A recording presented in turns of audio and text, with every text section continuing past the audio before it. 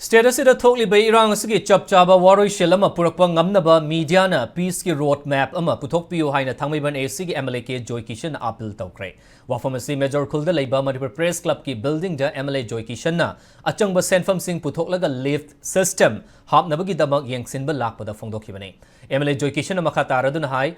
Kunai amabu ahongba purakpada media na lawriba thaudang asi etuki metik chawi loinana leibak amada peace purakpada su media na tongan ba thaudang lawkhibagi wari asi miyam na khangnaribani maram asina Manipur da thokliba irang asina miyam da piriba chaitheng kaya asi koknaba state asida leiriba media singnasu peace ki lambi ama yatpa mathau tai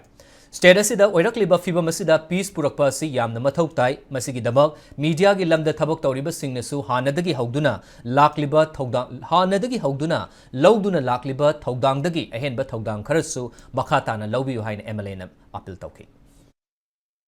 Media singnasu yarike akoisi shanti hanjaranrabo lambi se road map se masi photopi ba akoi dum guide to view alai ba te me akoi ri han khangai ba dialogue me am so dum messenger oi change ge Manipur shanti lakana di kali mo to thoi apuno Manipur si kali mo akoi puno le ge ba me am se no sina le me ka ta tra puno Manipur geographical boundary di kai da ba le re ba community me ba ta khana le ge tum da puno Manipur la kai si ka nei na ai wa ka ne thamjin Smile out the Napoli lady Kundari for own policy. In national laminar Kadan, United with Manipur Venezuela, peacefully Salaga, development, with unity when a section bar, soon Zilana was saying in Yan Lambi, Yapu in a Tamzeri.